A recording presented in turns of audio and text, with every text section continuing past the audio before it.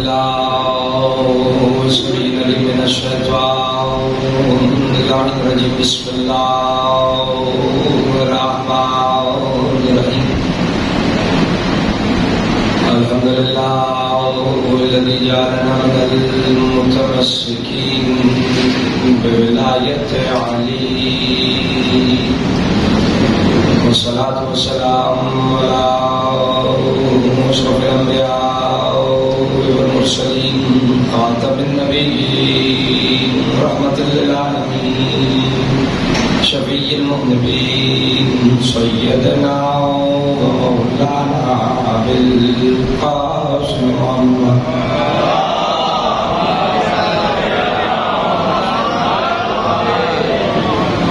وعلى أهل بيت الطيبين الطاهرين المعصومين الذين أذهب الله عنهم الرجس وطهرهم تطهيرا.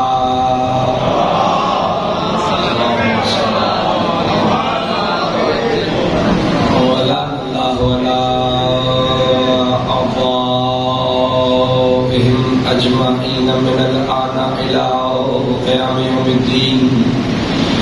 أما بعد فقد قال الله تبارك وتعالى في محكم كتابه المجيد والفرقانه الحميد وقوله الحق. بسم الله الرحمن الرحيم.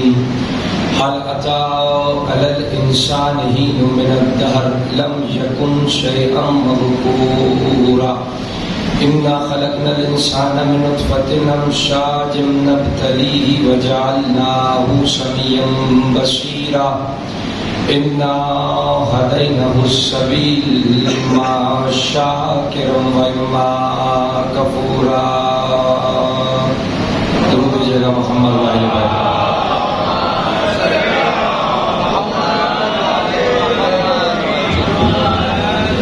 اندورا مجالس سزا کے لیے میں نے آپ کے سامنے قرآن مجید کا فرقان حمید سے سورہ مبارکہ انسان جسے سورہ دہر بھی کہا جاتا ہے اور ترتیب تلاوت کے اعتبار سے یہ قرآن مجید کا 72واں سورہ ہے. اس کی ابتدائی 3 آیات اس وقت آپ کے سامنے تلاوت کرنے کا شرف حاصل کیا گیا اور ظاہر ہے کہ انہی 3 آیات کے ذیل میں اس 2 روزہ مجالس سجا میں گفتگو کرنا میرا مقصود اور محدود ہے. سب سے پہلے میرے سامعین یقیناً ان آیات کے ترجمے کو محفوظ کریں گے. پروردگار عالم ارشاد فرما رہا ہے هل أتى على الإنسان حين من الدهر. کیا اس انسان پہ ایک ایسا زمانہ نہیں گزرا کہ جب یہ انسان کوئی قابل ذکر شے ہی نہ تھا، یہ اس قابل نہ تھا کہ اس کا تذکرہ کیا. انا خلقنا الانسان من نطفة امشاج. اب اللہ انسان کو اس کی حقیقت بتا رہا ہے. انسان تمہیں گھمنڈ کس بات کا ہے، غرور کس بات کا ہے؟ ہم نے تمہیں نجس پانی کے قطرے سے بنایا ہے.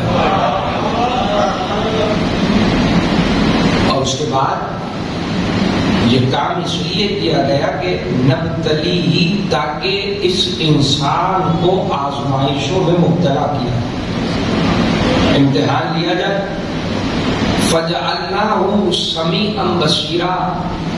لہذا ہم نے اس انسان کو سننے والا بھی بنا دیا، ہم نے اس انسان کو بصیرہ، بصارت بھی ادا کر دی، دیکھنے والا بھی بنا دیا. اور جب ہم نے یہ ساری صلاحیتیں، یہ سارے اختیار، یہ قابلیتیں اس انسان کو دے دی، اللہ کہتا ہے انا ہدیناہ السبیل. پھر ہم نے اسے سبیل کی ہدایت کر دی. سبیل کہتے ہیں راستے کو. ہم نے اسے راستے کی ہدایت کر دی، اما شاکرم و اما کفورا. اب اس انسان کی مرضی ہے راستے پہ آ کے شاکر بنتا ہے یا اس راستے کو چھوڑ کے کافر ہو جاتا ہے. سلامت یقیناً آپ نے بہت بہترین انداز سے ترجمے کو محفوظ کیا اور اسے محفوظ رکھیے گا، کیونکہ ظاہر ہے کہ یہ روزہ مجالس سے جائے اور انہی 3 آیات میں جو کچھ بیان کرنا ہے وہ بیان ہوگا. دیکھیے قرآن مجید میں اب سمجھیے گا اس بات کو، کل 3 الفاظ وارد ہوئے جو راستے کے مفہوم کو سمجھا رہے ہیں. پہلا لفظ سبیل، آیت میں نے پڑھ دی، انا ہدینہ السبیل، ہم نے اس انسان کو سبیل کی ہدایت کر دی، راستے کی ہدایت. اسی طریقے سے دوسرا لفظ آیا ہے صراط، معروف آیت ہے نا سورہ حم کی 6 آیت، اہدنا الصراط المستقیم. اچھا یہ دعا مانگنے کا طریقہ اللہ بتا رہا ہے، پالنے والے ہمیں صراط مستقیم کی ہدایت فرما. تیسرا لفظ آیا ہے قرآن میں طریق. سنیے گا، آج میں فقط راستے کو واضح کروں گا اور کل کی مجلس میں ان رہنماؤں کا ذکر ہوگا جو اس راستے پہ کھڑے ہوئے ہیں، جو اللہ نے مقرر کیا. تو اب سمجھیے راستہ کیا ہے. تیسرا لفظ طریق، اور سورہ احقاف کی 30ویں آیت میں اللہ کہتا ہے یہدی الی الحق و الی طریق مستقیم. اور وہ جن اپنی قوم سے کہہ رہے تھے کہ ہم نے ایک ایسی کتاب کی تلاوت سنی ہے جو حق کی بھی ہدایت کرتی ہے اور سیدھے راستے کی بھی ہدایت کرتی ہے. طریق بھی اسی راستے کے مفہوم کو سمجھاتا ہے. اچھا یاد رکھیے گا اس اختلاف لفظی سے قطع نظر، کہیں سبیل، کہیں صراط، کہیں طریق، یہ بات طے ہے کہ یہ تینوں الفاظ ایک ہی مفہوم میں دلالت کر رہے ہیں، وہ ہے راہ نجات. سمجھیے گا اس بات، ایک ایسا راستہ جو کامیابی کی طرف جا رہا ہے. کسی نے میرے اور آپ کے چھٹے امام جعفر صادق علیہ السلام ایک دفعہ مل کے اس امام کی ذات پہ اس سے بھی بہتر اور بلندر صلوات دیجیے.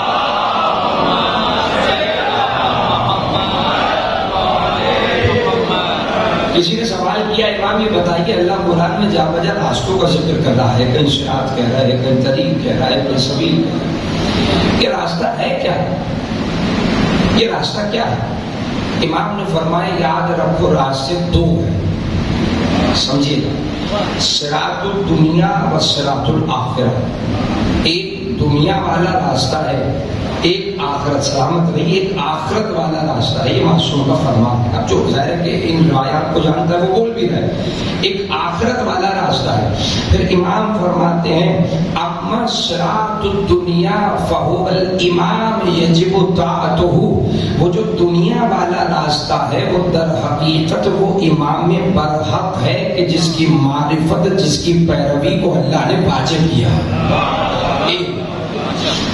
اب فرماتے ہیں وہ جو آخرت والا راستہ ہے، فرمایا وہ جہنم کے اوپر موجود اس پل کا نام ہے جسے پلے صراط کہتے ہیں. سلامت رہیے. کہ ایک دنیا کا راستہ امام اور ایک آخرت کا راستہ پلے صراط. اب سنیے امام کا جملہ. امام فرماتے ہیں جو یہاں چلے گا وہی وہاں چلے گا. مجھے نہیں پتا کون سمجھ رہا ہے اس جملے کو، معصوم کا فرمان ہے جو یہاں چلے گا وہی وہاں چلے گا. یعنی جس نے اس دنیا میں امام برحق کو پہچان لیا، اس کی معرفت کو حاصل کر لیا، جب وہ صراط آخرت پہ آئے گا تو اسی امام کی پیروی میں چلتا ہوا جنت میں داخل ہو جائے گا. پھر امام فرماتے ہیں جو اس دنیا میں اس راستے کو پہچان نہ سکا، یعنی اس نے امام کی معرفت حاصل نہ کی، اس نے دنیا والے امام کی پیروی نہ کی، جب پلے صراط پہ آئے گا تو ایک مرتبہ اس کا پیر لڑکھڑائے گا، گر کے جہنم کی آنکھ کا ایندھن بن جائے گا. جو یہاں چلے گا وہی وہاں چلے گا، جو یہاں نہ چل سکا وہ وہاں بھی نہیں چل پائے گا. یعنی میں کہہ سکتا ہوں نا یہ بڑا حساس معاملہ ہے. سمجھیے گا، یہ بڑا حساس معاملہ ہے اور دنیا کو سمجھنے کی ضرورت ہے کہ کون ہے امام، کس کی پیروی کی. میں عامہ سے کہہ رہا ہوں بھائی کس کی پیروی ہو رہی ہے. اچھا کوئی کہے بھائی یہ تو شیعوں کی روایت ہے، یہ تو شیعوں کے امام کا فرمان ہے، تو سن لیجیے میں قرآن کی آیت سنا دیتا ہوں. سورہ بنی اسرائیل کے 71 آیت ہے. اللہ کہتا ہے یوم ندعو کل اناس بامامہم، ہم قیامت کے دن ہر انسان کو اس کے امام کے ساتھ بلائیں گے. اب تو قرآن کی آیت آ گئی، تمہیں تو روایت سے پریشانی تھی، اب تو یہ قرآن کی آیت ہے. عزیزو یہ سوال میں اپنے سامنے سے کہہ رہا ہوں، ہمیں دنیا سے کرنا چاہیے، ہمیں پوچھنا چاہیے بھائی تمہارا امام کون ہے، بتاؤ کون امام ہے. جملہ کہہ دوں، ہم سے نہ پوچھو ہم ماتم کیوں کرتے ہیں، ہم سے نہ پوچھو ہم گریہ کیوں کرتے ہیں، ہم سے نہ پوچھو ہم مجلسوں میں کیوں جاتے ہیں، نہ پوچھو ہم علم کا احترام کیوں کرتے ہیں، نہ پوچھو ہم تابوت کا احترام کیوں کرتے ہیں، نہ پوچھو ہم تعزیے کیوں اٹھاتے ہیں. سوال ہم کریں گے بتاؤ تمہارا امام کون ہے.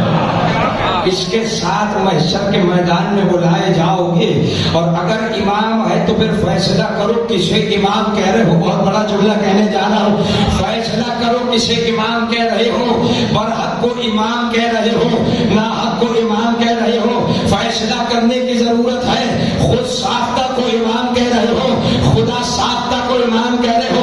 عزیزو یہ سوال ہمیں دنیا سے کرنے کی ضرورت ہے. کسے امام کہہ رہے ہو، شاگرد کو امام کہہ رہے ہو یا استاد کو امام کہہ رہے ہو.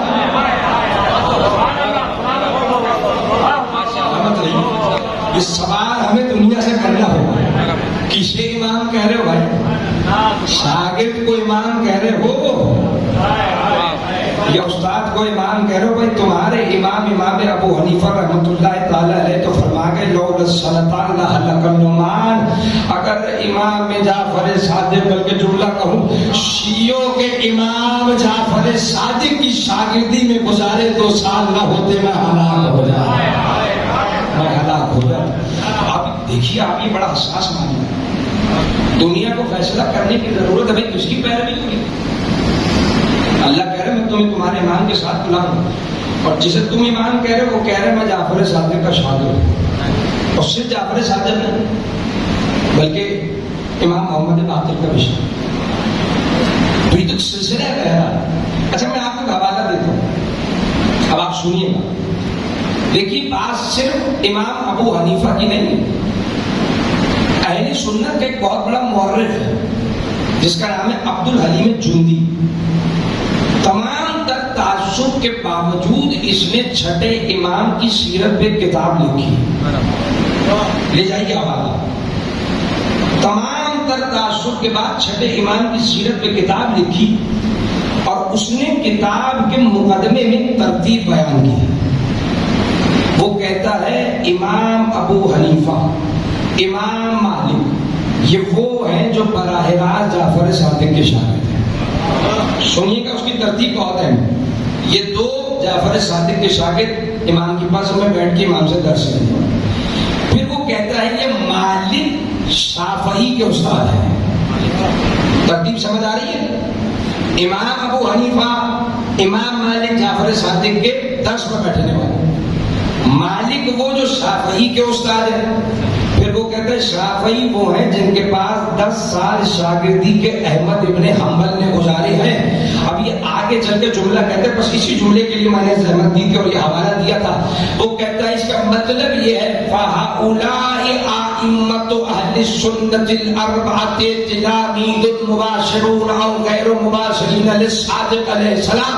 وہ کہتا ہے اس کا مطلب یہ چاروں کے چاروں جنہیں ائمہ اربعہ کہا جاتا ہے، یہ چاروں کے چاروں جعفر صادق کے شاگرد ہیں.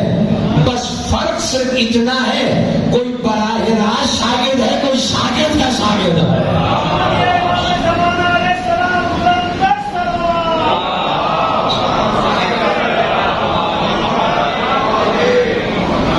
شاگرد سب جعفر صادق ہے، مگر کوئی براہ راست ہے اور کوئی شاگرد کا شاگرد. اچھا وہ بزید ہے، سنیے گا جملہ، وہ بزید ہے.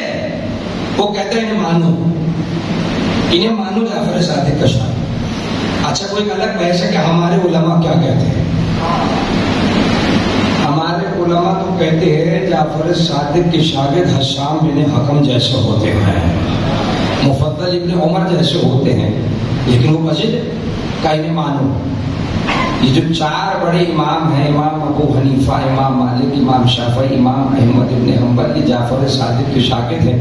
میں جملہ کہہ رہا ہوں، اگر مخالف مسجد ہے اس بات پہ کہ انہیں جعفر صادق کا شاگرد کہا جائے تو چار مصرے سننے شاید کہ اس امت کا بہت بڑا مسئلہ حل ہو جائے. میرے والد شاعر اہل بیت ناصر حسن ناصر کے لکھے یہ چار مصرے ہیں. بھائی تم مسجد ہونا کہ انہیں جعفر صادق کا شاگرد مانا جائے تو چار مصرے سن لو، امت کا بہت بڑا مسئلہ حل ہو جائے گا. علم و ہنر کا ہم انہیں ماہر نہیں کہتے، جو احسان کو بھولے اسے طاہر نہیں کہتے. اور شاگرد میرے امام کا تیرا امام ہے، استاد کی امت کو کافر نہیں کہتے.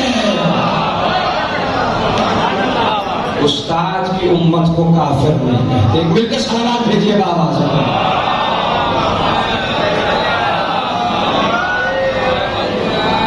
تو دیکھیے بھائی ایک ہی راستہ ہے، اللہ نے کوئی چوائس نہیں رکھی کہ یہ بھی ہے یہ بھی ہے یہ بھی سبیل ہدایت نہیں. بس ایک راستہ ہے جو آخرت سے منسلک ہے، جو اس پہ آ گیا بس وہی نجات پائے گا. اب آپ سنیے، میں نے کہا نا کہ آج کی مجلس میں میں صرف وضاحت کروں گا کہ یہ سبیل کیا ہے اور قرآن میں کہاں کہاں اللہ نے لفظ سبیل کا ذکر کیا ہے. تو اب سنیے، سورہ انبیاء کی 31ویں آیت اللہ سبیل کا ذکر کر رہا ہے. پروردگار ارشاد فرماتا ہے وَجَعَلْنَا فِي الْأَرْضِ رَوَاسِيَ. میں سبیل کی وضاحت کرنے جا رہا ہوں. اللہ کہتا ہے ہم نے زمین پر ان پہاڑوں کو میخوں کی مانند گاڑ دیا ہے، ان تمید بہم، تاکہ ہم ان پہاڑوں کی میخوں کے ذریعے زمین کو ساکن کر دیں. گویا اگر یہ پہاڑ نہ ہوتے تو زمین لرزنے لگ جاتی.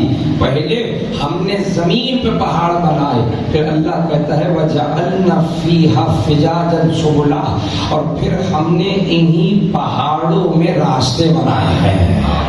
سبیل کی وضاحت ہو رہی. جو سبل ہے نا یہ سبیل ہی کی جگہ ہے.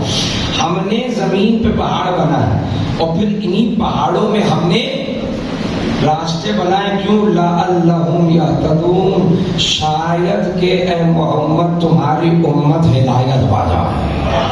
ہم نے پہاڑ میں راستے بنائے تو فیصلہ ہو گیا پہاڑوں میں راستے موجود. صرف نشیب میں راستے نہیں ہوتے، صرف میدان میں راستے نہیں ہوتے. قرآن کہتا ہے پہاڑ میں بھی راستے ہم نے بنائے. اچھا مجھے اجازت دیجیے میں ایک اور آیت پڑھوں تاکہ جو مطلب میں پہنچانا چاہتا ہوں میرے سامعین تک پہنچ جائے. اللہ سورہ ذاریات کی 7ویں آیت میں کچھ اور راستوں کا ذکر کرتا ہے اور آسمان کی قسم کھا کے کہتا ہے وَالسَّمَاءِ ذَاتِ حُبُكَ، قسم اس آسمان کی جس میں راستے موجود ہیں. قسم اس آسمان کی جس میں سلامت رہی، جس میں راستے موجود ہیں. میں جملہ کہہ دوں، دیکھیے میں زبردستی داد دینے کا قائل نہیں ہوں، میں داد کا بھوکا ہوں، لیکن میں اتنا ضرور کہتا ہوں کہ اگر بات پہنچے تو بولا کریں. وجہ کہ اس ممبر پہ آنے والے کی حوصلہ افزائی ہوتی ہے اور پھر یہ ہمارا عقیدہ ہے کہ اس ذکر میں بولنا عبادت ہوتا ہے. فرق نہیں پڑتا ممبر سے بولا جائے یا فرش اعضاء سے بولا جائے. اور جملہ کرو عبادت وہی اچھی ہوتی ہے جو باجماعت انجام دی جائے. تو تھوڑا تھوڑا بولیں گے تو میری حوصلہ افزائی ہوگی. دیکھیے میں نے 2 آیتیں پڑھی، ایک پہاڑ میں راستے، دوسرے آسمان میں راستے. سلامت رہیے، یعنی پہاڑ پہ بھی راستے موجود ہیں، آسمانوں پہ بھی راستے موجود ہیں. اب سنیے پہاڑی راستوں کا تذکرہ. تاریخ بتاتی ہے کہ جب پیغمبر اکرم جنگ تبوک سے واپس آ رہے تھے تو نبی ایک گھاٹی سے گزر رہے تھے. گھاٹی ایسے راستے کو کہا جاتا ہے کہ جس کے دونوں طرف پہاڑ ہوتے اور درمیان میں ایک راستہ ہوتا، یعنی نشیب میں ایک راستہ ہوتا ہے، دونوں طرف بڑے بڑے پہاڑ. نبی گھاٹی سے گزر رہے تھے تو ایک مرتبہ جبرائیل نازل ہوئے اور کہنے لگے یا نبی یہ خدا اللہ یہ چاہتا ہے کہ آپ اس نشیبی راستے کو چھوڑ کے پہاڑی راستوں کو اختیار کریں. آپ پہاڑی راستے کو اختیار کریں. اچھا وجہ کیا ہے؟ تو وجہ یہ ہے کہ منافقین نے ایک منصوبہ بنایا ہے کہ جب آپ آگے بڑھیں گے تو پہاڑوں سے پتھر گرائے جائیں گے اور آپ کو نشانہ بنایا جائے گا. یا نبی خدا آپ کے قتل کا منصوبہ ہے، لہذا حکم یہ ہے کہ آپ نشیبی راستوں کو چھوڑ کر پہاڑی راستوں کو اختیار کریں. تو اب نبی نے چونکہ ظاہر خدا کا حکم تھا، سارے لشکر سے کہا کہ تم نشیبی راستوں سے آؤ گے اور میں پہاڑی راستوں سے آؤں گا. اور پیغمبر اکرم نے اس موقع پہ اپنے ساتھ 2 صحابیوں کو لیا. تاریخ میں ان کا نام موجود ہے، ایک عمار یاسر، دوسرے حذیفہ یمانی رضی اللہ تعالیٰ عنہما، یہ دونوں. اچھا اب کوئی یہ کہے، ظاہر ہے کسی کے ذہن میں سوال پیدا ہو سکتا ہے، بزرگان جو بیٹھے ہوئے ہیں میں ان کے لیے خطاب نہیں کر رہا، صرف بچوں اور نوجوانوں کے لیے خطاب کر رہا ہوں، ان کی معلومات کے لیے بات عرض کر رہا ہوں. کوئی یہ کہے کہ بھائی جو پیغمبر اکرم کا سب سے بڑا محافظ ہے، کوئی یہ کہہ سکتا ہے جو سب سے بڑا جانشار ہے وہ علی کہاں ہے؟ ساتھ کے 2 کیوں جا رہے ہیں؟ تو صرف جوانوں اور بچوں کی معلومات کے لیے عرض کر رہا ہوں، جنگ تبوک پیغمبر اکرم کی سیرت کی وہ واحد جنگ ہے جس میں مولا متقیان نبی کے ساتھ موجود ہی نہیں. اب کیوں موجود نہیں ہے؟ یہ جوانوں اور بچوں کی معلومات کے لیے وجہ یہ ہے کہ جیسے یہاں ایک خطرہ ہے، مدینے میں بھی خطرہ ہے. یہ خطرہ وہاں بھی، جبرائیل وہاں بھی نازل ہوئے تھے جب نبی تبوک کا میدان فتح کرنے کے لیے جا رہے تھے، تو جبرائیل نے کہا تھا کہ نبی خدا منافقین نے یہاں ایک منصوبہ بنایا ہے، جب آپ مدینہ چھوڑیں گے تو آپ کے پیچھے مدینے پہ حملہ کیا جائے گا، مدینے کو تاراش کیا جائے گا، بچوں عورتوں بزرگوں کا قتل کیا جائے گا. لہذا پیغمبر اکرم نے اس خطرے کے پیش نگاہ مدینے میں جسے اپنا نائب بنایا اسے علی کہتے ہیں. جسے اپنا نائب بنایا تو علی. دیکھیے یہ بات میں نے بڑی آسانی سے کہہ دی اور آسانی سے سن لی گئی. بھائی بات ذرا گہری ہے، مجھے بتائیے کہ اس لشکر میں جو جنگ تبوک کے لیے جا رہا ہے کیا علی سے بڑا کوئی شجاع موجود ہے؟ نہیں. کیا علی سے بڑے کوئی لڑنے والا موجود ہے؟ نہیں. یعنی وہاں جنگ کے میدان میں علی کی زیادہ ضرورت تھی، اس کے باوجود نبی اپنی ظاہری حیات میں کچھ دیر کے لیے جسے اپنا نائب بنا رہے ہیں وہ ہے علی. میں کہوں یا نبی خدا، وہاں جنگ کے میدان میں علی کی زیادہ ضرورت ہے، یہاں ضرورت کے ہوتے ہوئے کچھ دیر کے لیے اپنی ظاہری حیات میں یہ نیابت کسی اور کو نہیں دے سکتے. بعید نہیں پیغمبر اکرم کی آواز آئے، ارے میں یہی تو دنیا کو سمجھا رہا ہوں، جب میں اپنی ظاہری حیات میں کچھ دیر کے لیے یہ نیابت کسی اور کو نہیں دیتا تو میرے بعد ہمیشہ کے لیے خلافت کسی اور کو کیسے مل سکتی؟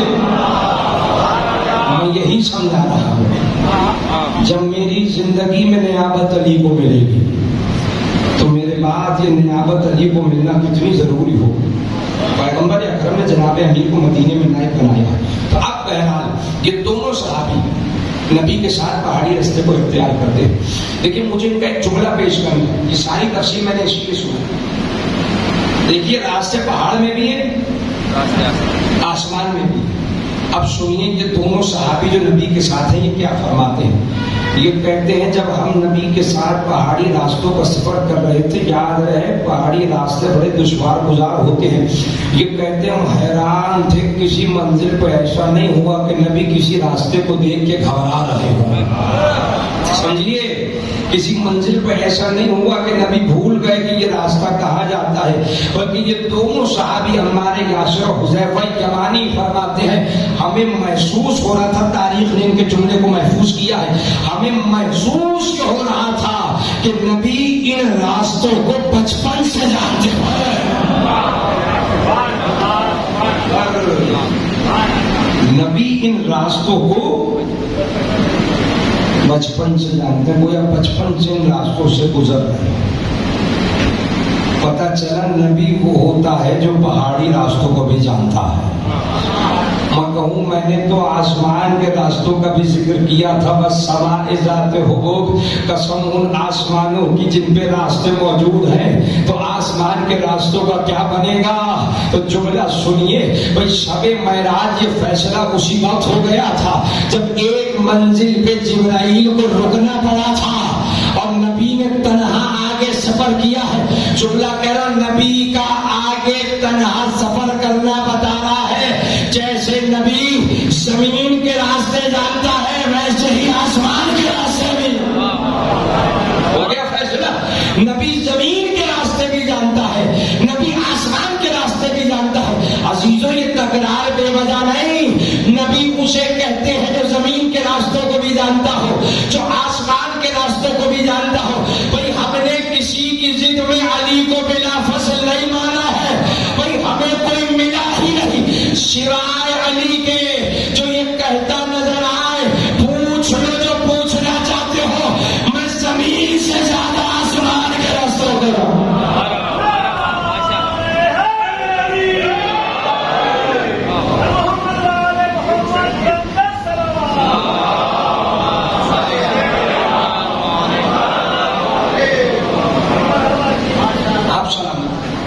دیکھیے ہماری مجبوری ہے، یہ کام ضد میں نہیں ہو رہا، کوئی سمجھے ضد میں ہو رہا، ہم کسی کو بلا فصل کہتے ہیں تو یا علی کو کہتے ہیں، نہیں ضد میں نہیں ہو رہا، ہماری مجبوری ہے صاحب۔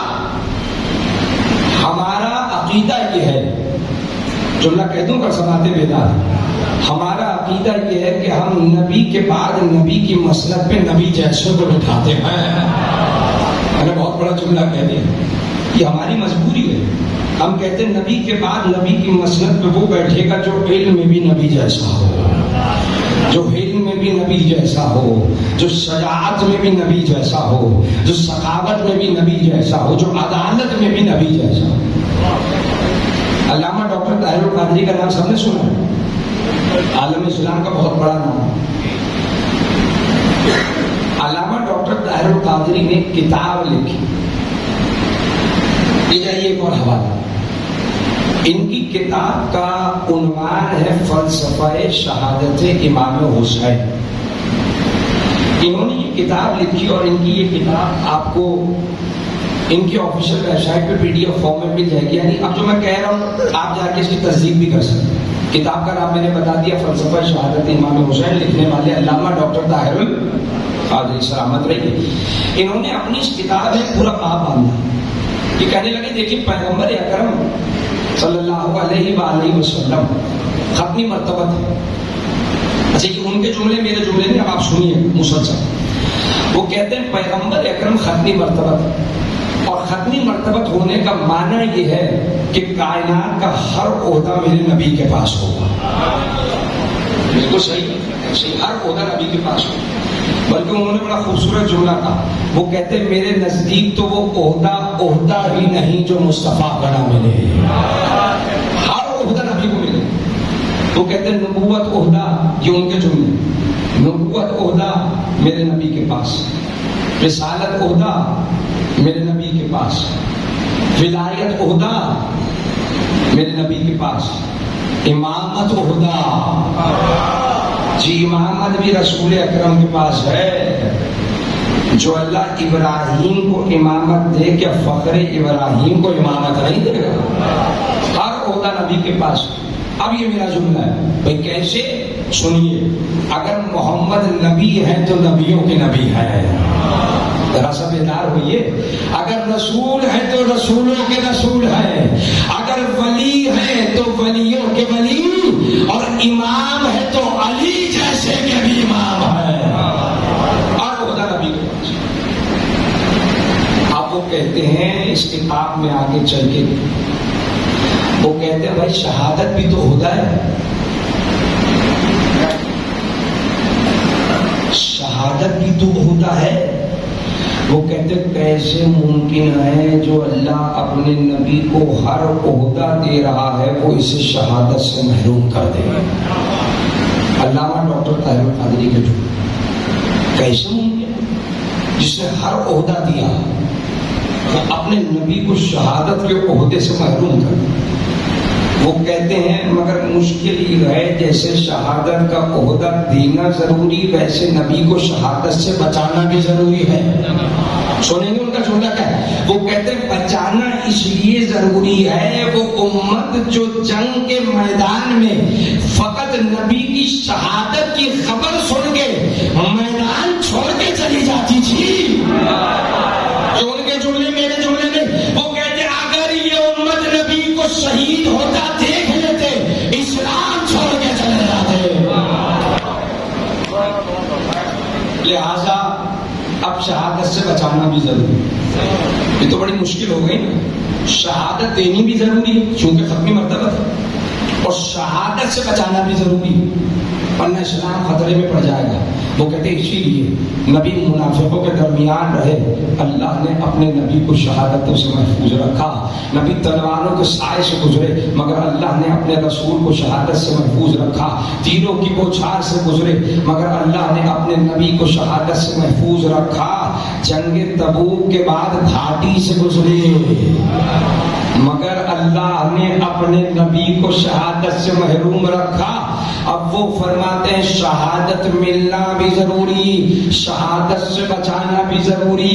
اب کیا کیا جائے کیا نہ کیا جائے؟ فرماتے ہیں اسی لیے اللہ نے نبی کے دو نواسوں کو چن لیا, حسن کو چن لیا, حسین کو چن لیا. دو نواسے چن لیے, حسن حسین.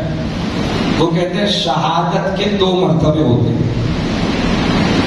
شہادت خود مرتبہ اور شہادت کے بھی دو مرتبے, دو قسم. ایک سری شہادت, ایک جہری شہادت. سری یعنی چھپی ہوئی, جہری یعنی واضح. سری زہر کے ذریعے ہوتی ہے, جہری تلوار کے ذریعے ہوتی ہے. وہ کہتے ہیں اللہ نے اپنے نبی کو شہادت کا ایک مرتبہ نہیں دیا, دو مرتبے دیے. سری شہادت حسن کے ذریعے, جہری شہادت حسین کے ذریعے, دونوں مرتبے مل گئے. اب آ رہا ہے اصل جملہ, اب آ رہا ہے اصل جملہ جس کے لیے ساری تفصیل سن. وہ کہتے ہیں سوال یہ پیدا ہوتا ہے کہ اس کام کے لیے انہی کو کیوں چنا گیا؟ مجھے نہیں پتا کون کیسے سنے. وہ کہتے ہیں سوال یہ پیدا ہوتا ہے اس کام کے لیے انہی دو کو کیوں چنا گیا؟ کیا کسی اور صحابی کی اولاد موجود نہیں تھی کہ جن کی شہادت کو نبی کی شہادت بنا دیا جاتا؟ کیا کوئی صحابی موجود نہیں تھا کہ جس کی شہادت کو نبی کی شہادت قرار دیا جاتا؟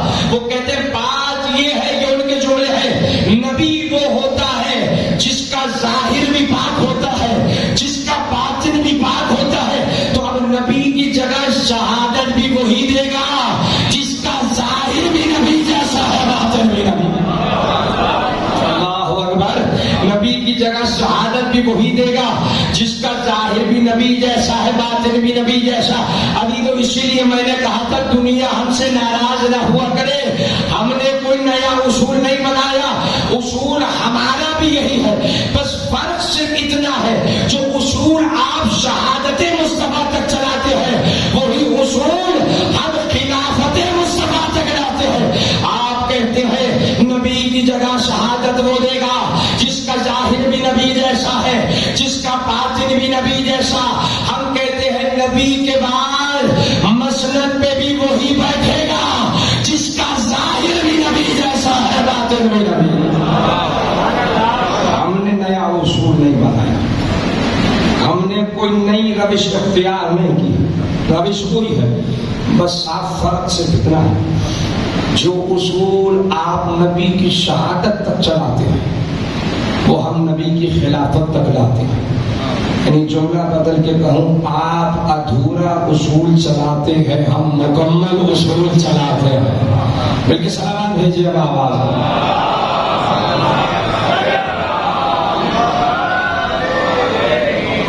ایک دفعہ اس سے بھی بلندر اور بہتر سلام بھیجیے.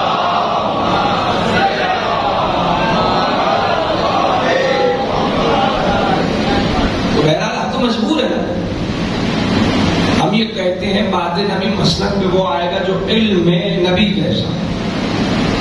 اب آپ دکھائیے نبی وہ ہے جو پہاڑی راستوں کو بھی جانتا ہے, آسمانی راستوں کو بھی جانتا ہے. تو دکھانا کے لیے کے علاوہ جس نے کہا سلونی سلونی قبل ان تفقدونی انی اعلم ترک السماوات من ترک الارض, پوچھ لو جو پوچھنا ہے, میں زمین سے زیادہ آسمان کے رستوں کو جانتا ہوں.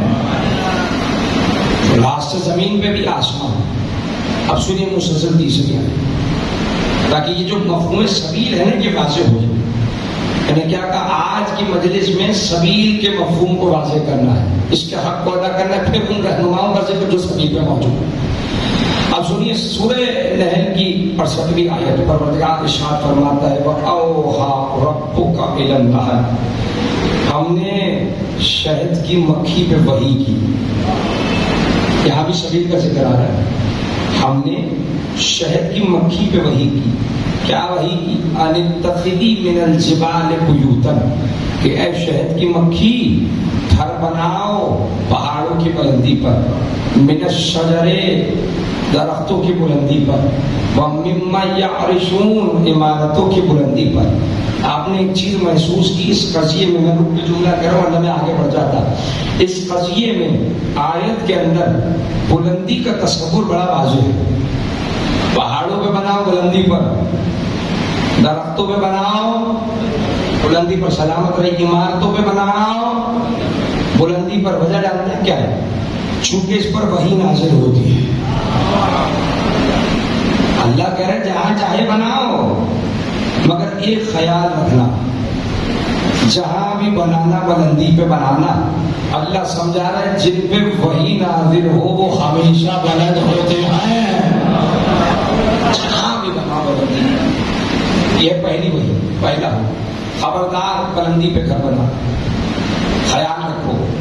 پھر ثم کلی من کل الثمرات، اور اس کے بعد رس حاصل کرو پاکیزہ پھلوں سے، پاکیزہ پھولوں سے. یہ دوسرا حکم. اب سنیے تیسرا حکم کیا ہے؟ وَسْلُكِي سُبُلَ رَبِّكِ ذُلُلًا،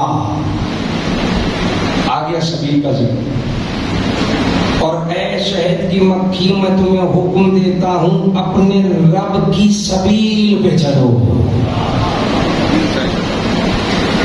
اپنے رب کی سبیل پہ چلو. یہ حکم ہے اللہ کا. فائدہ کیا ہوگا آگے خود اللہ نے بتا دیا. اگر تم اپنے رب کی سبیل پہ چلو گی، یخرج من بطونها شراب مختلف الوانہ، اگر تم رب کی سبیل پہ چلو گی تو تمہارے پیٹ میں ایک ایسا شربت پیدا ہوگا جو رنگوں میں مختلف ہوگا، یعنی کہ شاید جو رنگوں میں مختلف ہوگا. فیہ شفاء للناس، اور ہم نے اس شہد میں تمام انسانیت کے لیے شفا رکھی ہے. ہم نے تمام انسانیت کے لیے، رک کے جملہ کہہ رہا ہوں صاحبان معرفت کے لیے، للمسلمین نہیں. بہت آہستہ سے سنا ہے آپ نے، للمسلمین نہیں، للناس، تمام انسانیت کے لیے شفا رکھی. مجھے بتائیے شہد صرف مسلمان کھاتے ہیں؟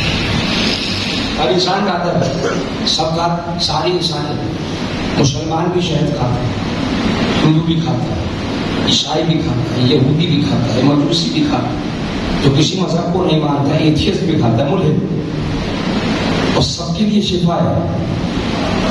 سمجھیے گا میں بہت بڑا نتیجہ آپ کے حوالے کرنے جا رہا ہوں. جو کھاتا ہے اس کے لیے شفا بن جاتا ہے. مسلمان شہد کھائے اس کے لیے شفا بنتا ہے، ہندو کھائے اسے شفا ملتی ہے، عیسائی کھائے اسے، قرآن نے کہا نا سب کے لیے شفا. کافر کھائے اس کے لیے بھی شفا، مشرک کھائے اس کے لیے بھی شفا.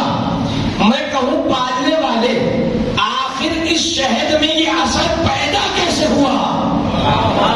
جواب آئے گا بھول گئے، یہ ہماری سبیل پر چلتی ہے.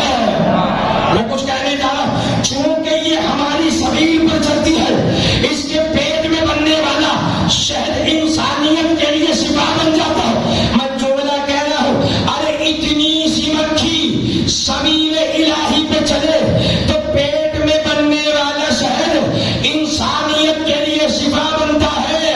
کیا آپ بھی دنیا نہیں سمجھی؟ کربلا کی خاک شفا کیسے بنتی ہے؟ کیا آپ بھی دنیا نہیں سمجھی؟ کربلا کی خاک شفا کیسے بنتی ہے؟ خدا کی قسم اس تقریر کا سب سے بڑا جملہ کہنے جا رہا ہوں. ارے اتنی سی مکھی سبیل الہی پہ چلے تو پیٹ میں بننے والا شہد انسانیت کے لیے شفا. ارے حسین تو خود ہی سبیل الہی ہے، حسین تو مجسمہ سبیل الہی ہے. میں جملہ کہہ رہا ہوں، امام حسین سبیل پہ چلنے والے نہیں، خود سبیل ہے. ایک جملہ اور کہہ دوں، حسین دیندار نہیں، خود ہی دین ہے۔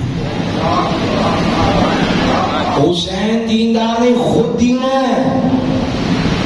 اسی لیے تو جب دین پہ وقت پڑا حسین میدان عمل میں آئے۔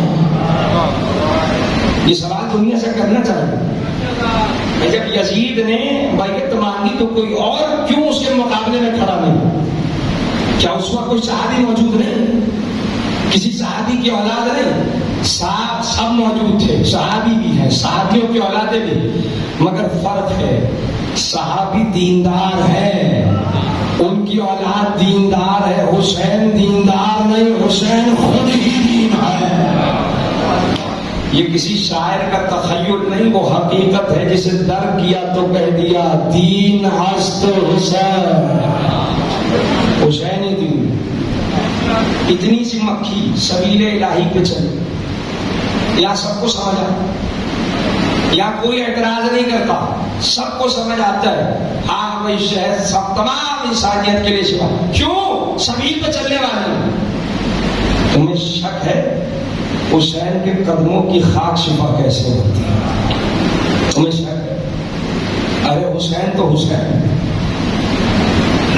علامہ محمد حسین طباطبائی کا نام سب نے سنا ہے، یہ وہ شخصیت ہے جو بی بی معصومہ کن کے روزے میں مدفون۔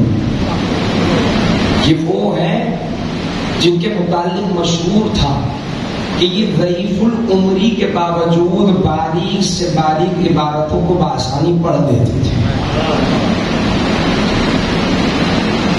تم تو اس پہ حیران ہو کہ حسین کے مرکز، حسین کے قدموں کی خاک شفا کیسے بنتی ہے؟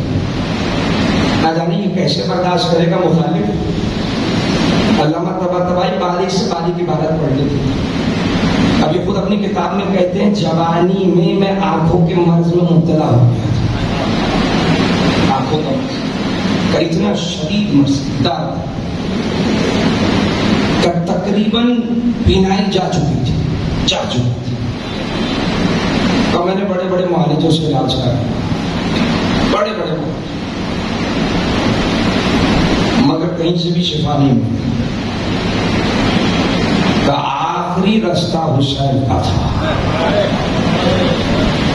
یقین ہونا خدا کی قسم سب کچھ ممکن، سب کچھ ممکن۔ علامہ طباطبائی کہتے ہیں کہ جب میں ہر جگہ سے نا امید ہو گیا، آخر میں نے ارادہ کیا میں امام حسین کے روزے۔ وہ کہتے ہیں میں کربلا میں اترا،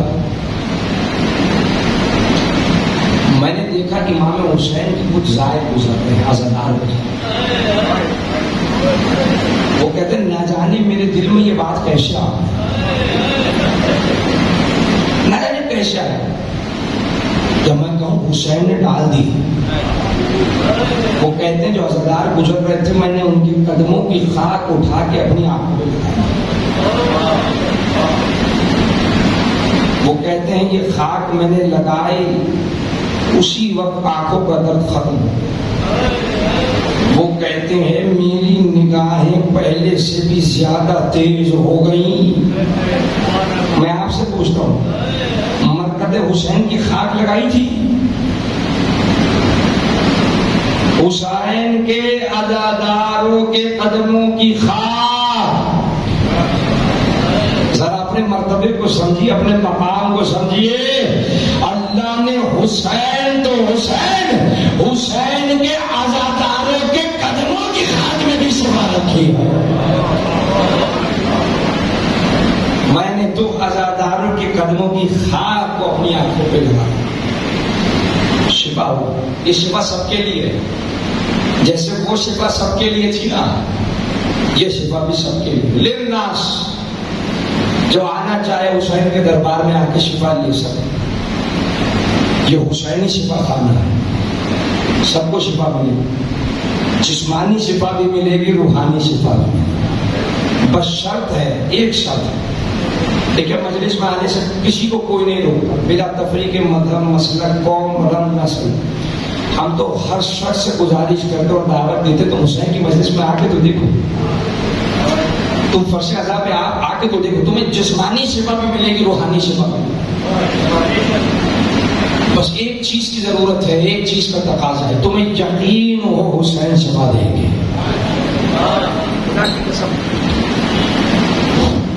اگر امام پر یقین ہے نا سب کچھ ممکن. سنیں گے یقین کی، حسین پہ یقین کی. اعلیٰ ترین مثال اصحاب امام حسین. شاہد کربلا اس بات. امام حسین پہ کتنا یقین تھا انہیں جانتے ہیں؟ دشمن سر پہ کھڑا ہے مگر حسین پہ اتنا یقین تھا کہ حسین نے بار بار کہا چلے جاؤ چلے. حسین نے ایک منزل ایسی آئی چراغ بجھا کے کہا جسے جانا ہے چلے جاؤ، نجات کی ضمانت میں دیتا ہوں. مگر اتنا یقین تھا کہ کوئی حسین کو چھوڑنے کے لیے تیار نہیں. خدا کی قسم اس سے اعلیٰ مثال نہیں ہو سکتی اور کوئی اس یقین کا مقابلہ نہیں کر سکتا. اگر کوئی سمجھتا ہے کوئی اصحاب حسین جیسا ہو سکتا ہے تو اس کی غلط فہمی. یہ یقین کی آخری منزل ہے. خدا کی قسم ان جیسا کوئی نہیں ہو سکتا. یہ کون ہے؟ یہ معمولی افراد ہے؟ نہیں، یہ وہ ہیں جسے حسین نے خود چنا ہے. امام حسین کا جو مختصر سا لشکر تھا، یہ صاحبان یقین، یہ صاحبان معرفت، یہ حسین نے جمع نہیں کیے تھے، یہ چنے تھے. حسین نے جملہ کہہ رہا ہوں پوری کائنات سے 72 نگینوں کو چنا تھا. جیسا کوئی نہیں ہو سکتا. میں نہیں چاہتا میں ان روایات کی طرف جاؤں، بہت زیادہ تعداد ہے، روایات متضافر ہے. کتنے لوگ آ کے امام حسین سے رستے میں ملے جب مولا کوفے جا رہے، مولا ہمیں اپنے ساتھ لے جائیے. نہیں لکھا روایات میں مولا ہم آپ کے شانہ بشانہ لڑیں گے، ہم آپ کی مدد کریں گے، ہم آپ کی استعانت کریں گے. امام حسین نے فرمایا تھا کہ مجھے تمہاری مدد کی ضرورت نہیں ہے، چلے جاؤ. حسین آپ کو پتہ ہے آگے ایک لشکر آپ کا انتظار کر، لے جائیے. نہیں بعید نہیں، حسین کی آواز آئے ان کا مقصد اور ہے، میرا مقصد اور. یہ سمجھ رہے ہیں کہ میں حکومت بنانے جا رہا ہوں، خلافت چھیننے جا رہا ہوں، ظاہری خلافت کی بات کر رہا ہوں. تو جب حکومت مل جائے گی، خلافت مل جائے گی، عہدے ہمیں بھی مل جائے گی. یہ عہدوں کی لالچ میں آ رہے ہیں. یہ سمجھ رہے ہیں میرا مقصد حکومت بنانا ہے. میرا مقصد حکومت بنانا نہیں، نانا کے دین کو بچانا ہے. میں تو نانا کا دین بچانے جا رہا ہوں. مجھے لشکر کی ضرورت نہیں ہے. سمجھیے گا میں بہت بڑا جملہ کہنے جا رہا ہوں. مجھے لشکر کی ضرورت نہیں. ارے لشکر وہ جمع کرتا ہے جسے حکومت بچانی ہو. حسین تو وہ ہے جنہیں دین بچانا ہے. حکومت بچانی ہو تو لشکر جمع کیا جاتا ہے، دین بچانا ہو تو کردار جمع کیے جاتے ہیں. حسین نے کردار جمع کی تھی. اور میں ان کے جملہ کہتا ہوں خدا کی قسم میرا عقیدہ تو یہ ہے، اگر مان لیں کہ امام حسین کو حکومت بنانی تھی، ظاہری خلافت کو چھیننا تھی، سناؤں اپنا عقیدہ کیا. اور اگر آپ کا عقیدہ میرے عقیدے سے موافق ہو تو بول کے بتا دیجیے.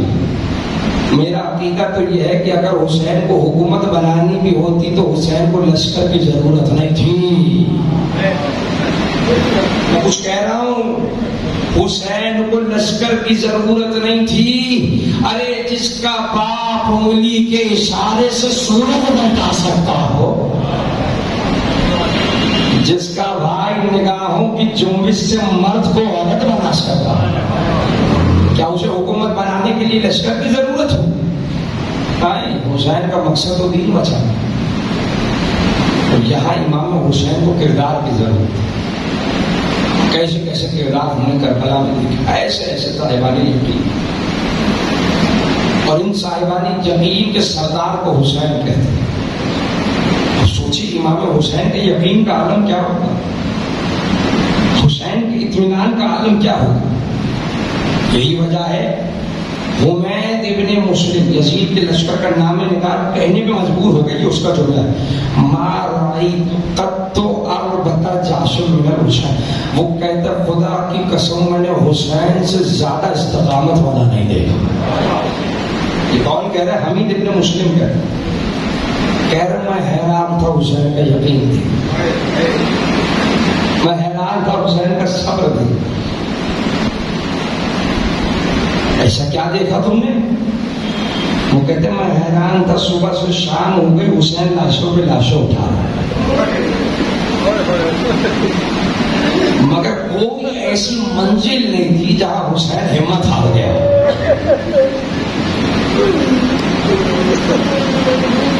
کوئی ایسا مرحلہ نہیں تھا کہ جہاں لگا کہ اب حسین جو ہے وہ صبر توڑ دے، حسین کی برداشت ختم ہو. بلکہ یہ حمید کہتا ہے جب بھی حسین کو لاشا اٹھاتے تھے حسین کی ہمت اور جوان ہو جاتی تھی، حسین کی استقامت بڑھ جاتی تھی. مگر یہ حمید کہتا ہے ہاں ایک ایسی منزل تھی جہاں مجھے لگا تھا حسین ہمت ہار جائے. وہ کون سی مصیبت تھی میں؟ وہ کہتا ہے یہ وہ منزل تھی جب بوڑھا باپ جوان بیٹے کے لاشے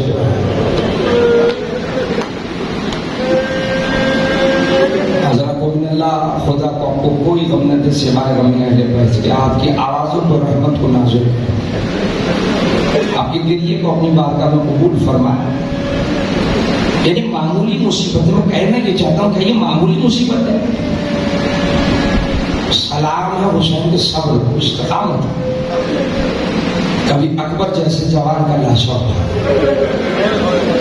کبھی عباس جیسے جوان بھائی کے کٹے بازوں کو دیکھا. مجھے بتائیے یہ معمولی مصیبت ہے؟ سلام ہے حسین کی استقامت کو، کبھی قاسم کے پامال لاشے کو چل رہا. سلام ہے حسین کی برداشت کو، کبھی اون محمد جیسے جوانوں کے لاشوں. اور پھر اسی کربلا میں وہ لاشا بھی تو حسین نے اٹھایا جو دکھنے میں بہت چھوٹا تھا مگر عزاداروں بہت مشکل تھا امام حسین کے لیے اصغر کا لاشا اٹھانا. اللہ اکبر. کربلا میں جتنے لاشیں اٹھے ہیں جا کے پڑھیے مقاتل، اکثر وہ لاشیں ہیں جو امام حسین نے خود اٹھائے. اکثر لاشیں حسین نے اٹھائے. اکبر کا لاشا حسین نے اٹھایا، اور محمد کے لاشا حسین نے اٹھایا، قاسم کا لاشا حسین نے اٹھایا، حبیب کا لاشا حسین نے اٹھایا، مسلم ابن حسجہ کا لاشا حسین نے اٹھایا. ارے جس نے سب کے لاشیں اٹھائے کوئی اس کا لاشا اٹھانے والا کوئی اس کا لاشا اٹھانے والا نہیں. ایک بہن ہے جو 70 قدم سے دیکھ رہی ہے بھائی کے لاشے کو پامال کیا اور اس انداز سے پامال کیا ہے. مقاتل کا بڑا سخت جملہ ہے، مجھے معاف کیجیے گا. امام حسین کے لاشے کو ایسے پامال کیا گیا تھا. میں ہاتھوں کو جوڑ کے جملہ کہہ رہا ہوں. روایت کہتی ایسے حسین کے لاشوں کو پامال کیا گیا حسین کی پسلیاں کمر سے باہر آ گئی تھی. حسین کا لاشا پہچانا نہیں جا رہا تھا. جب 11 محرم بھائی لاشے پہ آئے تو تڑپ کے جملہ کہا انت اخی، کہ تو ہی میرا بھائی ہے. لاشے سے آواز آئی ہاں بہن میں ہی تیرا بھائی حسین ہوں. جناب زینب نے مدینے کا رخ کر کے کہا نانا دیکھ رہے ہو، نانا دیکھ رہے ہو آپ کی امت نے آپ کے نواسے کا کیا حال کیا. امام حسین کی بڑی آرزو تھی، بڑی خواہش تھی لاشا پہ گورو کفن نہ رہے. آپ نے سنا ہے مسائل میں کہ جب امام حسین نے قبیلہ بنی اسد کو وصیت فرمائی ہے تو پہلے مردوں کو بلایا، پھر عورتوں کو بلایا، پھر بچوں کو بلایا. مردوں کو بلا کے کہنے لگے دیکھو جب لشکر یزید ہمیں قتل کرتے ہمارے لاشوں کو بے گور و کفن نہ چھوڑتے. آپ تصور کیجیے امام حسین کی کتنی آرزو ہے لاشوں بے گور و کفن نہ رہے. کبھی مردوں سے کہتے ہیں کہ دیکھو ہمارے لاشوں کو بے گور و کفن نہ چھوڑنا، آدھا میں دفنانا، مردوں کو بھیج کے عورتوں کو بلا لیا۔ دیکھو اگر لشکر یزید کے خوف سے تمہارے مرد نہ آ سکے تم عورتیں آ جانا، مگر ہمارے لاشوں کو بگور و کفن نہ چھوڑنا، ہمارے لاشوں کو دفنا دینا۔ عورتوں کو بھیج کے قبیلے کے چھوٹے چھوٹے بچوں کو بلا لیا، کہا اگر ماں باپ نہ آ سکے تم بچے آ جانا، مگر ہمارے لاشوں کو بگور و کفن نہ چھوڑنا۔ اللہ داروں میں جملہ کہوں، جس حسین کی اتنی خواہش تھی لاشوں میں بگور و کفن نہ، اسی حسین کے لیے میرے وقت کا امام زیارت ناحیہ میں کہتا سلام ہو اس حسین پر جس کا لاشا 3 دن تک کربلا کی جلدی خاک میں پڑا، کوئی حسین کے لاشوں کو نہ، کوئی حسین کو کفن پہنانے والا۔ یہ قبیلے والے بہت دیر سے آئے، لیکن جب اپنا وعدہ یاد آیا تو آئے۔ جب آئے تو مشکل یہ تھی کہ لاشیں پہچانے نہیں جا رہے تھے۔ ارے کیسے پہچانے؟ دائیں پامال لاشیں، سر بریدہ لاشیں، پہچانا نہیں جا رہا تھا۔ پریشان تھے، ایک دوسرے سے کہنے لگے ہم قبروں کو نشان کیسے دیں گے، کیسے پتہ چلے گا کون سا لاشا کس شہید کا ہے۔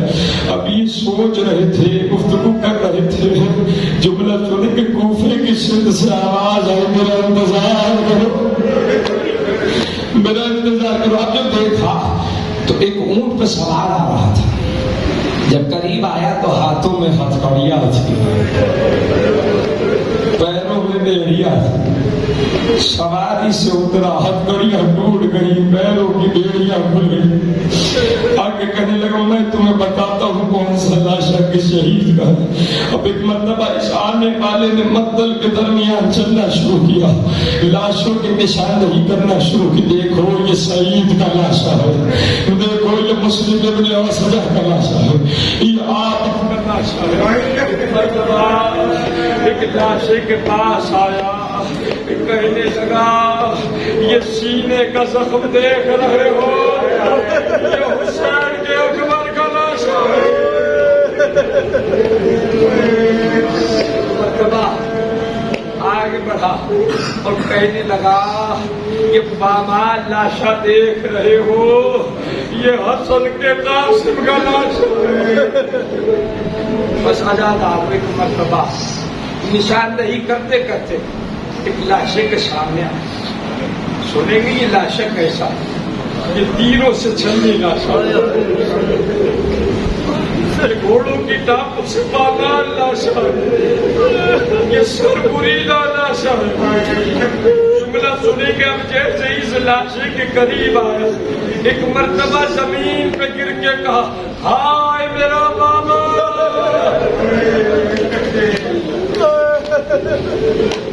آئے میرا بابا۔ قبیلے والوں نے پوچھا یہ کس کا لاشا؟ کہا یہ رسول کے نواسے حسین کا۔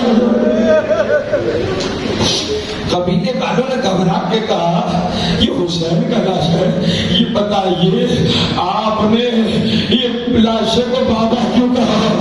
ایک مرتبہ تڑپ کے کہا انا علی ولد حسین، ارے میں اسی حسین کا بیٹا سچا ہوں۔ بس آزاداروں ایک مرتبہ حسین کے لاشے کو دفنایا گیا، قبیلے والے کہنے لگے آقا اتنا بتائیے کہ ہم نے اپنے وعدے کو پورا کر دیا ہے، ہم نے اپنے وعدے کو نبھا دیا ہے۔ جب امام فرماتے ہیں ارے ابھی تمہارا وعدہ پورا نہیں ہوا، ابھی یہ لاشا فرات کے کنارے پڑا ہے، ارے ابھی میرے چچا کا لاشا موجود ہے۔ روایت کہتی ہے چوتھے امام اپنے چچا عباس کے لاشے پہ آئے، صاحب ریاض القدس نے لکھا ہے مولا عباس کے لاشے کی حالت ایسی تھی کہ اٹھایا نہیں جا سکتا تھا۔ ایک مرتبہ چوتھے امام نے چٹائی منگوائی ہے، اپنے چچا کے لاشے کو چٹائی پہ رکھا ہے، ایک قبر میں اتارا اور ایک مرتبہ قبیلے والوں سے کہتے ہیں آخری روایت پڑھ رہا ہوں، اپنی آوازوں کو آزاد کیجیے، جہاں آپ کی آوازیں بلند ہوگی ہوگی میرا مقصد پورا ہو جائے گا. وہ قبیلے والوں سے چوتھے امام کہنے لگے اے قبیلے والوں اب تم لوگ دور چلے جاؤ اور جب تک میں نہ کہوں قریب نہ میں کچھ دیر اپنے چچا کے ساتھ قبر میں رہنا چاہتا ہوں. آزاداروں قبیلے والے دور چلے گئے. بڑی دیر ہو رہی چوتھے امام کی کوئی خبر نہ. خوف ہوا کہیں صدمے سے چوتھے امام کی روح نہ پرواز کر گئی. اب جو آگے بڑھ کے قبر میں جا کر جملہ سنیں گے چوتھے امام نے اپنے رخسار کو چچا کے سینے پہ رکھا ہوا اور رو رو کے کہہ رہا ہوں چچا میں آپ کو صرف اتنا بتانے آیا ہوں ارے آپ کی وہ بہنیں جو کبھی بیلنا گھر کے شہر میں نہ آئی بیلنا کوفے کے بازار سے چچا وہ بہنیں کوفے کی گلیوں سے گزار رہی جائے. اللہ لعنت اللہ علی قوم السلام الذین ظلموا ایام منقلب ینقلبون. بارے تجھے پاس کا محمد و آل محمد کی عظمت کا اس ذکر کی عظمت کا اس فرش اعضا کی عظمت کا اس فرش پہ موجود ان عزاداروں کی عظمت کا ان کی آنکھوں سے نکلنے والے آنسوؤں کی عظمت کا. پالنے والے اس فرش پہ جو جو حاجات لے کے حاضر ہوں ان سب کی حاجات کو اپنی بارگاہ میں مستجاب فرما. پالنے والے جو پریشان حال ہیں ان کی پریشانیوں کو دور فرما. پالنے والے ہمارے علم میں عمل میں معرفت میں اضافہ فرما. پالنے والے ہمیں آئمہ تھار کی سیرت پہ عمل پیرا ہونے کی توفیق عنایت فرما. پالنے والے جو بیمار ہیں انہیں بیمار کربلا و بیمار مدینہ کے صدقے فوری و کلی شفایابی عنایت فرما. پالنے والے جو بے روزگار ہیں انہیں حلال روزی کمانے کے مواقع و توفیق عنایت فرما. تجھے واسطہ جناب علی اصغر کی مظلومیت کا جو بھی اولاد ہے انہیں اولاد نرینہ عنایت فرما. پالنے والے عزاداری کی حفاظت فرما. عزاداروں کی حفاظت فرما. مقامات مقدسہ کی حفاظت فرما. علماء حقہ کی حفاظت فرما. امام علیہ السلام کے ظہور میں تعجیل فرما. ہمیں ان کے آوان و انصار میں سے قرار دے. ربنا تقبل منا انک انت السمیع العلیم برحمتک یا ارحم الراحمین. ماتم حسین